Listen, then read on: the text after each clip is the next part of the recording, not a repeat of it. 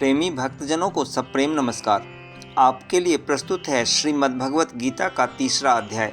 आपको हमारी वीडियो समय से मिलती रहें इसके लिए चैनल को सब्सक्राइब कर बेल का आइकन दबाएं और यदि आपको हमारी वीडियोज अच्छी लगें तो उन्हें लाइक और शेयर करें। धन्यवाद। इस पर अर्जुन ने प्रश्न किया कि हे जनार्दन, यदि कर्मों की अपेक्षा ज्ञान आपके श्रेष्ठ मान्य है तो फिर हे केशव, मुझे भयंकर कर्म में क्यों लगाते हैं तथा आप मिले हुए से वचन से मेरी बुद्धि को मोहित सी करते हैं। इसलिए उस एक बात को निश्चय करके कहिए कि जिससे मैं कल्याण को प्राप्त हूँ। इस प्रकार अर्जुन के पूछने पर भगवान श्री कृष्ण महाराज बोले, हे निष्पाप अर्जुन, इस लोक में 2 प्रकार की निष्ठा मेरे द्वारा पहले कही गई है, ज्ञानियों की ज्ञान योग से और योगियों की निष्काम कर्म योग से।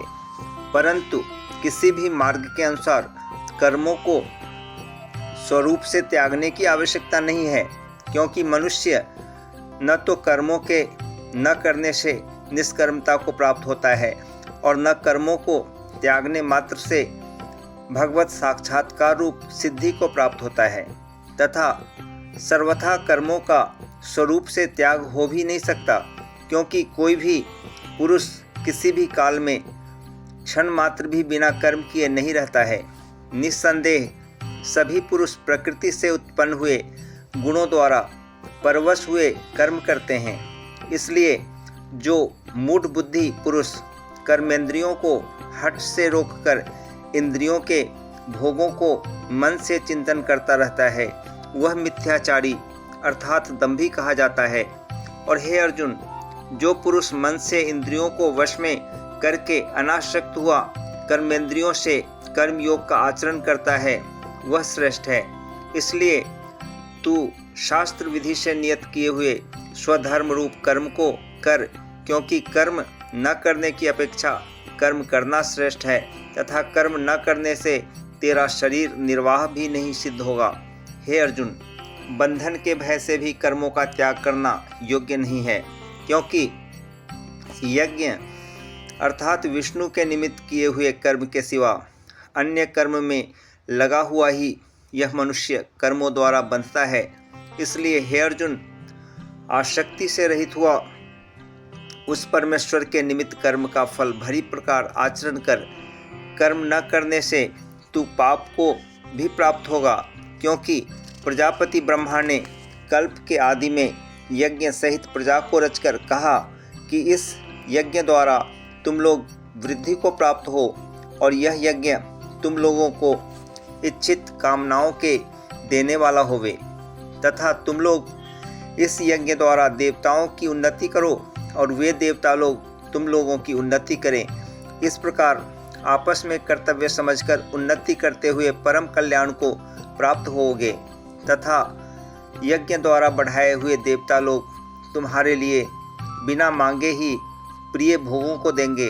उनके द्वारा दिए हुए भोगों को जो पुरुष इनके लिए बिना दिए ही भोगता है वह निश्चय चोर है, कारण कि यज्ञ से शेष बचे हुए अन्न को खाने वाले श्रेष्ठ पुरुष सब पापों से छूटते हैं, और जो पापी लोग अपने शरीर पोषण के लिए ही पकाते हैं वे तो पाप को ही खाते हैं, क्योंकि संपूर्ण प्राणी अन्न से उत्पन्न होते हैं और अन्न की उत्पत्ति वृष्टि से होती है तथा वृष्टि यज्ञ से होती है, और वह यज्ञ कर्मों से उत्पन्न होने वाला है, तथा उस कर्म को तू वेद से उत्पन्न हुआ जान। और वेद अविनाशी परमात्मा से उत्पन्न हुआ है। इससे सर्वव्यापी परम अक्षर परमात्मा सदा ही यज्ञ में प्रतिष्ठित है। हे पार्थ, जो पुरुष इस लोक में इस प्रकार चलाए हुए सृष्टि चक्र के अनुसार नहीं बरतता है, अर्थात शास्त्रानुसार कर्मों को नहीं करता है, वह इंद्रियों के सुख को भोगने वाला पापायु पुरुष व्यर्थ ही जीता है।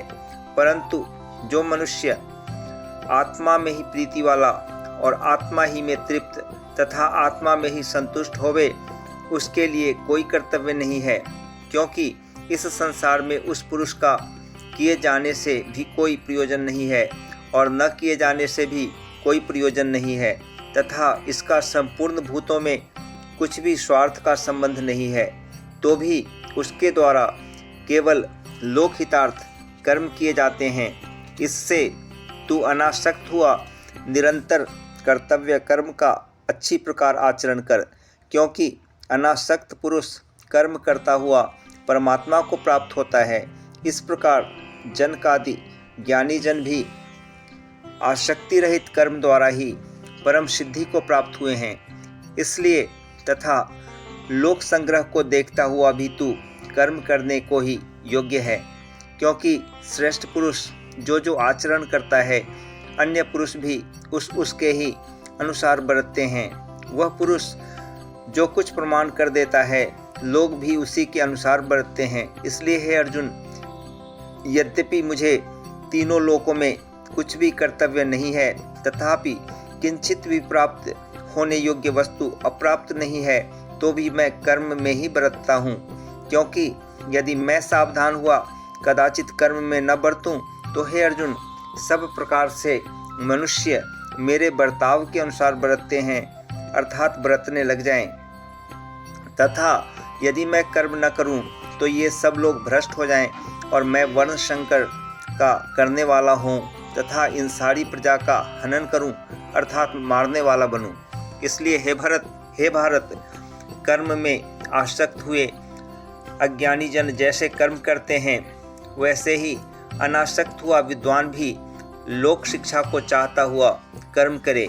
ज्ञानी पुरुष को चाहिए कि कर्मों में आसक्ति वाले अज्ञानियों की बुद्धि में भ्रम अर्थात कर्मों में अश्रद्धा उत्पन्न न करे, किंतु स्वयं परमात्मा के स्वरूप में स्थित हुआ और सब कर्मों को अच्छी प्रकार करता हुआ उनसे भी वैसे ही करावे। हे अर्जुन, वास्तव में संपूर्ण कर्म प्रकृति के गुणों द्वारा किए हुए हैं, तो भी अहंकार से मोहित हुए अंतःकरण वाला पुरुष मैं करता हूँ ऐसा मान लेता है। परंतु हे महाबाहो, गुण विभाग और कर्म विभाग तत्व को जानने वाला ज्ञानी पुरुष संपूर्ण गुणों में बरतते हैं ऐसे मानकर ही नहीं आसक्त होता है, और प्रकृति के गुणों से मोहित हुए पुरुष गुण और कर्मों में आसक्त होते हैं। उन अच्छी प्रकार न समझने वाले मूर्खों को अच्छी प्रकार जानने वाला ज्ञानी पुरुष चलायमान न करे।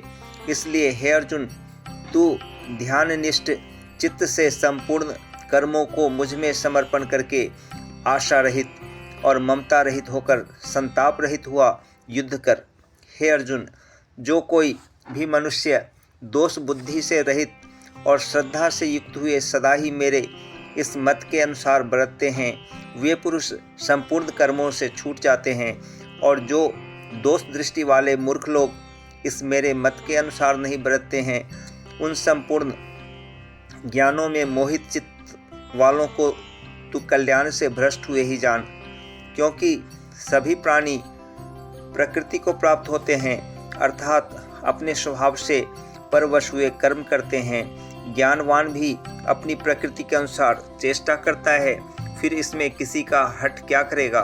इसलिए मनुष्य को चाहिए कि इंद्रिय के अर्थ में अर्थात सभी इंद्रियों के भोगों में स्थित जो राग और द्वेष हैं, उन दोनों के वश में नहीं होवे, क्योंकि इसके वे दोनों ही कल्याण मार्ग में विघ्न करने वाले महान शत्रु हैं। इसलिए उन दोनों को जीतकर सावधान हुआ स्वधर्म का आचरण करे, क्योंकि अच्छी प्रकार आचरण किए हुए दूसरे के धर्म से गुण रहित भी अपना धर्म अति उत्तम है। अपने धर्म में मरना भी कल्याणकारक है और दूसरे का धर्म भय को देने वाला है। इस पर अर्जुन ने पूछा कि हे कृष्ण, फिर यह पुरुष बलात् लगाए हुए के सदृश न चाहता हुआ भी किससे प्रेरा हुआ पाप का आचरण करता है। इस प्रकार अर्जुन के पूछने पर श्री कृष्ण महाराज बोले, हे अर्जुन, रजोगुण से उत्पन्न हुआ यह काम ही क्रोध है। यही महा अशन अर्थात अग्नि के सदृश भोगों से न तृप्त होने वाला और बड़ा पापी है। इस विषय में इसको ही तू वैरी जान। जैसे धुएं से अग्नि और मल से दर्पण ढका जाता है तथा जैसे जेर से गर्भ ढका हुआ है, वैसे ही उस काम के द्वारा यह ज्ञान ढका हुआ है। और हे अर्जुन, इस अग्नि सदृश न पूर्ण होने वाले कामरूप ज्ञानियों के नित्य वैरी से ज्ञान ढका हुआ है। इंद्रियां, मन और बुद्धि इस काम के वास स्थान कहे जाते हैं और यह काम इन मन, बुद्धि और इंद्रियों द्वारा ही ज्ञान को आच्छादित करके इस जीवात्मा को मोहित करता है। इसलिए हे अर्जुन, तू पहले इंद्रियों को वश में करके ज्ञान और विज्ञान के नाश करने वाले इस काम पापी को निश्चय पूर्वक मार। और यदि तू समझे कि इंद्रियों को रोककर काम रूप वैरी को मारने की मेरी शक्ति नहीं है तो तेरी यह भूल है, क्योंकि इस शरीर से तो इंद्रियों को पर श्रेष्ठ, बलवान और सूक्ष्म कहते हैं और इंद्रियों से पर मन है और मन से भी पर बुद्धि है और जो बुद्धि से भी अत्यंत पर है वह आत्मा है।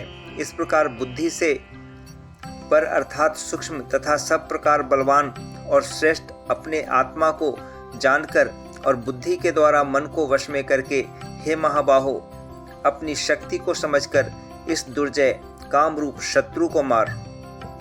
ओम तत्सत, ओम तत्सत, ओम तत्सत।